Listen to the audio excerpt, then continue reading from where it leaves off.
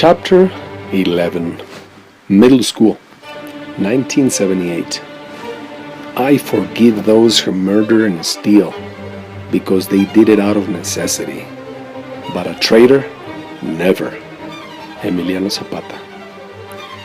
We had just moved from El Aguate to El Fobiste, a federally funded social housing complex. It felt weird. This was also my first day in middle school. It was intimidating. Man, going from class to class every time the bell rang was stressful. Moving from La Escuela Benigno Cerrato, my elementary school, to my brand new middle school, ETI, Escuela Técnica Número 5, was a big jump. Moving from the barrio to the suburbs, from El Aguate to El Fobiste, from a little school to one of the best schools in Apatzingan was scary and awesome. Did she just smile at me? I thought. Oh my God, she did. She just winked at me. Shit, what do I do? It was my first week in middle school, and it was my first flirting experience with that girl. The girl with the bright red lipstick. Was that even allowed? But wait, this was my first week in 7th grade, and I was already in trouble. I didn't care though. It looked like being bad had just paid off. It looked like I was a popular kid already. What did I do to get in trouble? Great question, dear reader. Since you ask, I'll tell you. I was not doing well in Mrs. Tomasa's Spanish class. The first day of my class, I tried to be funny when she asked, "Can somebody explain what el gerundio, the gerund is? Is it the same as hediondo, which means stinky?" I answered as loud as I could, relishing the students' laughter. Okay, I see. We have a clown in the room. Mrs. Tomasa looked at me with a poker face. Come up front. You'll explain to the class what a gerund is, and if you can't, you'll have extra homework. Was that why I got detention? Nah. But before I tell you why, first let me tell you about Mrs. Tomasa's Spanish classroom. On one side, it had a big window looking at the beautiful green fields that had a spectacular backdrop featuring El Cerro del Húngaro, a signature green and majestic mountain of our beloved Apatzingan. On the other side of the classroom, there was a glass door, except that it didn't have glass. It had been broken for a while, and it hadn't been replaced. I'd heard Don Gomez say that there was no budget, whatever a budget was. At any rate, my second day in 7th grade, I was running late to my Spanish class. I was literally running because Mrs. Tomasa had told us that she would close the door and no tardies were allowed. So, when I was running down the hallway and the bell rang, I saw my opportunity in the big open space of the glassless Spanish classroom door. What did I do? Well, you guessed right. I launched through that door like a circus tiger jumps through a ring of fire. Again, I reveled in the booming laughter from my peers and the angry and furious face of Mrs. Tomasa. Did I get in trouble? You bet. Hey kid, get back to work. This is pick-up trash time, not Romeo and Julieta time, screamed Luis, the campus supervisor, smirking and noticing that Red Lips and I were exchanging looks and smiles. I'm working here, I yelled like an angry New Yorker being rushed by a rude boss. Whatever. You have to finish sweeping the hallway and the basketball courts before recess, or you have to stay after school, Luis taunted me. Pinche viejo, he's making me look bad in front of Red Lips. I stared at the campus supervisor defiantly. At the moment, however, my hormones were only worried about looking good in front of Red Lips. I wonder what her name is, I thought. My school chores needed to be finished. Getting to school late, not finishing my homework, and being disruptive in the class had landed me in the principal's office my first week of school. Mr. Gomez, the principal, loved to teach lessons to non-compliant students. His discipline methods ranged from the usual taking recess away, keeping me after school, assigning housekeeping chores around the school, pulling my ear, pulling my sideburns, etc. Freeze the story. Elio, are you going to the basketball tryouts this afternoon? Alex asked, getting me out of my deep thoughts about Red Lips. It was about 3 p.m. We were riding the Circunvalación, our public transportation bus. It must have been about 100 degrees Fahrenheit and 100% humidity. Let me tell you about my friend Alex, though. He was the type of kid who always dressed nice. I mean, he dressed nice. However, Apatzingan was not a place where people could really dress up.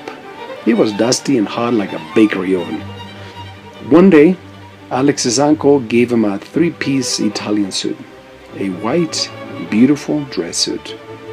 The kind of suit you see in the movies. Yeah, like in that movie Casablanca.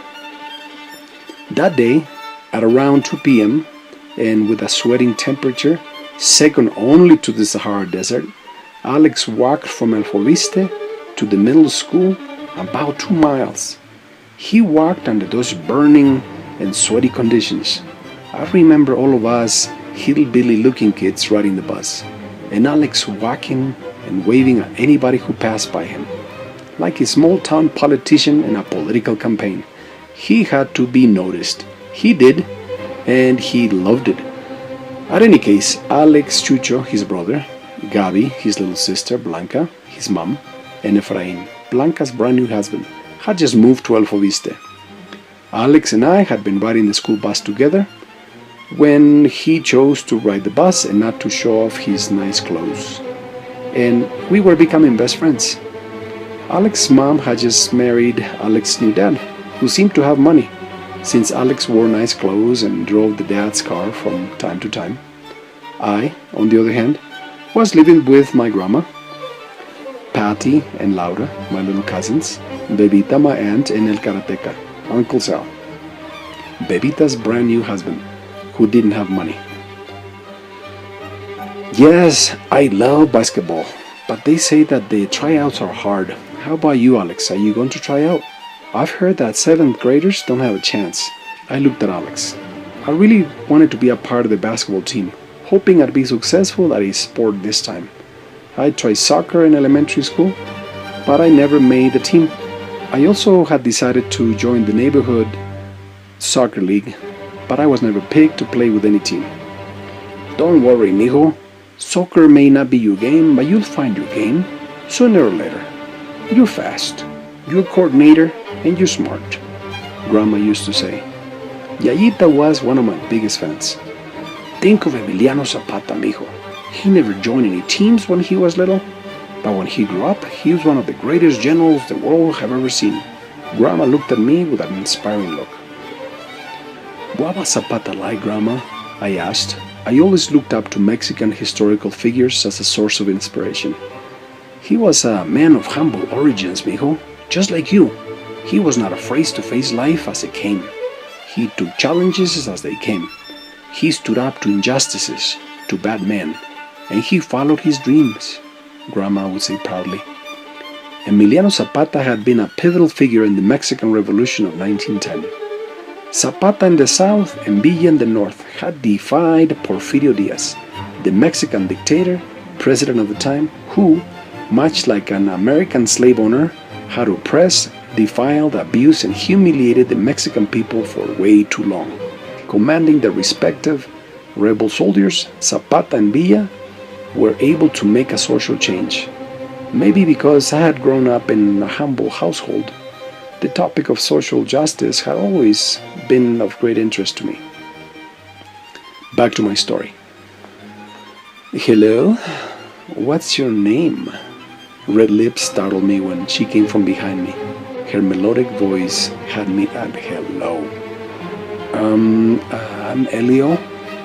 I was shaking, physically trembling, but I made a titanic effort to compose myself and hold Red Lips there.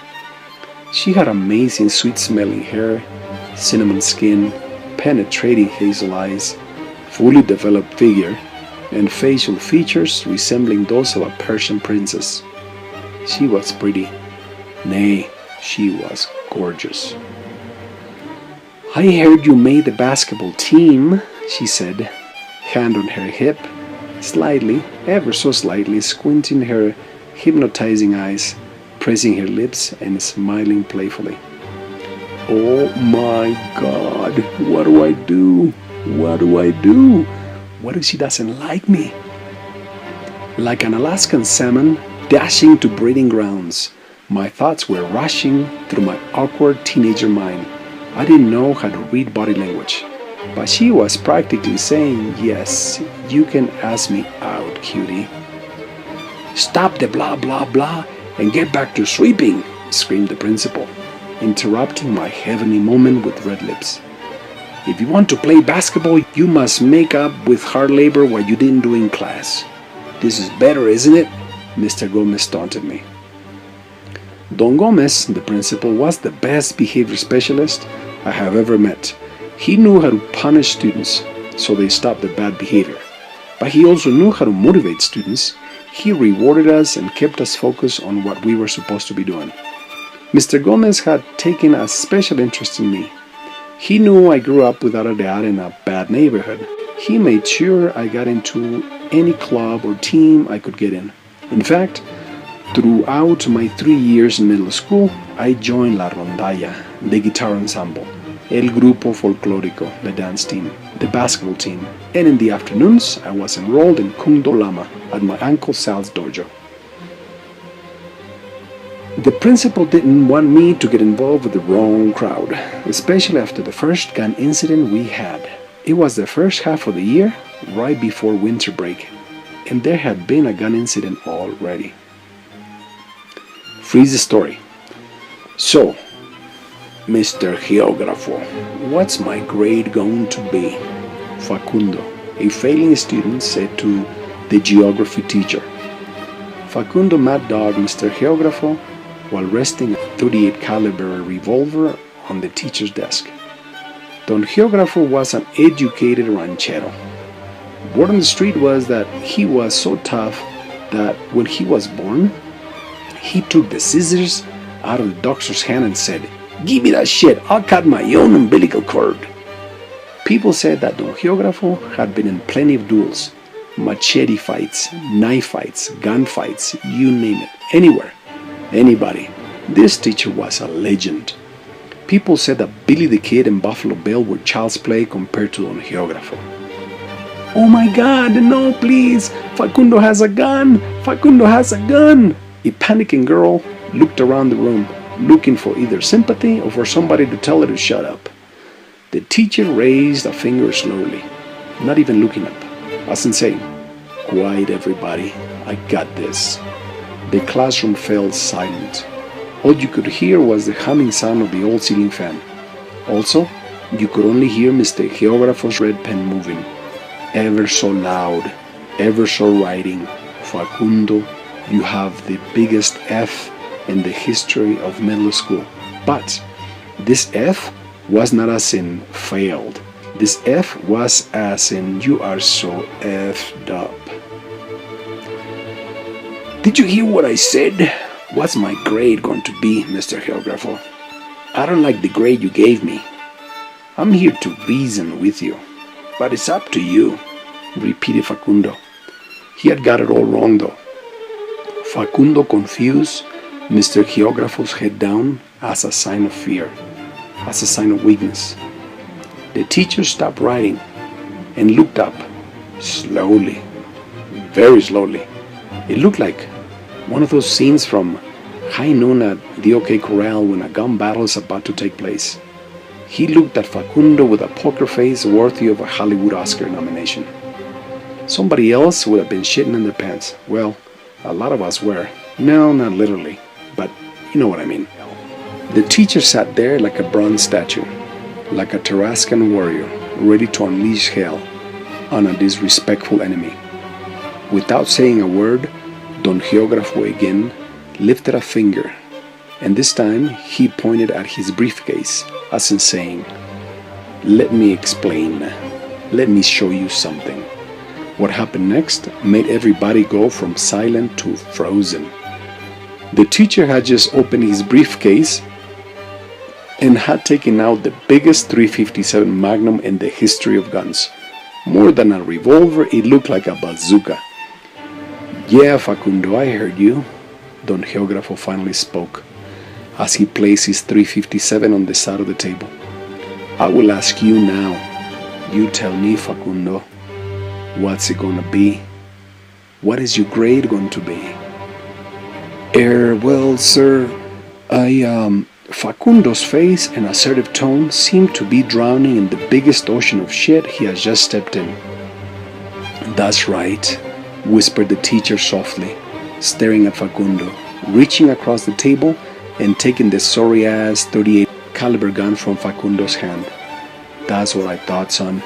Give me that shit. Wait, it's okay. You can fail me. Just give me my gun, please. Facundo's tone was now soft and respectful. Facundo was paddling backward like a scared and naked iguana. I don't think so, kid. I'm going to keep it. Consider yourself blessed. I just spared your life, said Don Geógrafo. But, my dad is going to, Facundo replied. Shut up. You want your gun back? Your dad must come and get it from me. I hope his reasoning skills are better than yours, said the teacher, putting both guns in his briefcase, closing it, getting up and saying, Okay, everybody, I'll see you next week. Apatzingán has been, and seems to be a place where time has stopped. So my friends call it the time machine. Some things never change. There are a lot of rich folks whose name is enough to command respect. They hire tough guys to do their dirty business, and there are a lot of wannabe tough guys.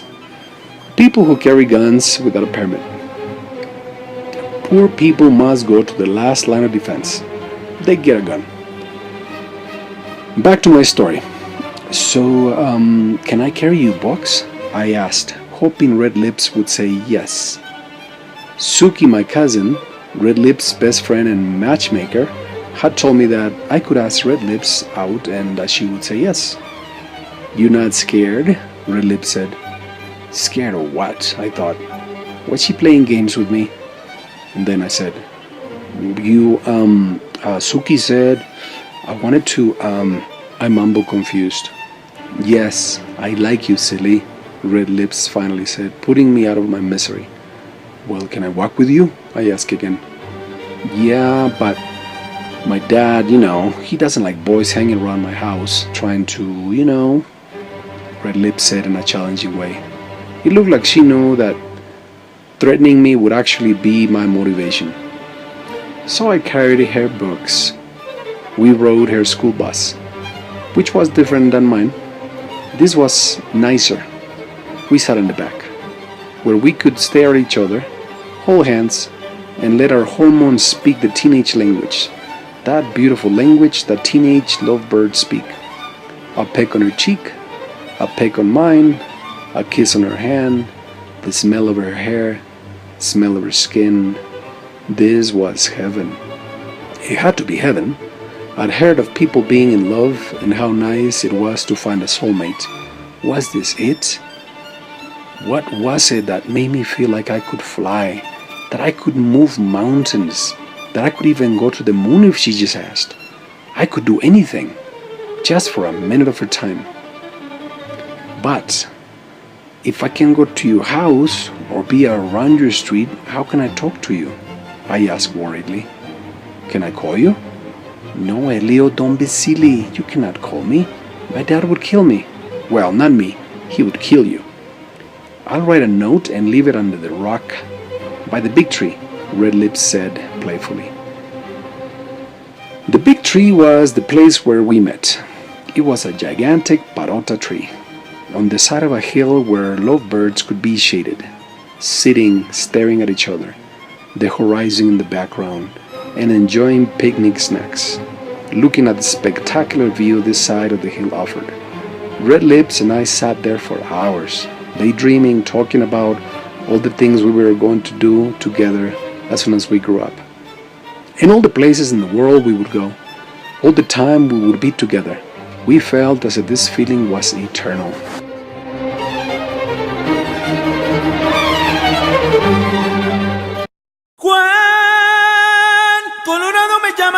y señores de Michoacán. Ya hasta los más salidones al mirarme muchos se van.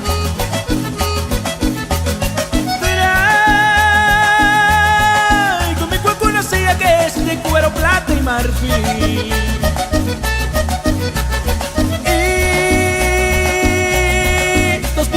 Siento para que entre rendir, que viva mi tierra Michoacán y déme charanda para brindar, que Juan Colorado ya está aquí, montado en su cuaco en huracán.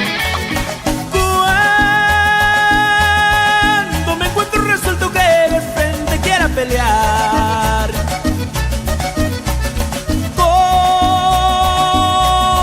con mi pistola y machete por mi suerte yo he de ganar. Que viva mi tierra Michoacán y déme charanda para brindar, que Juan Colorado ya se va, montado en su cuenco en huracán.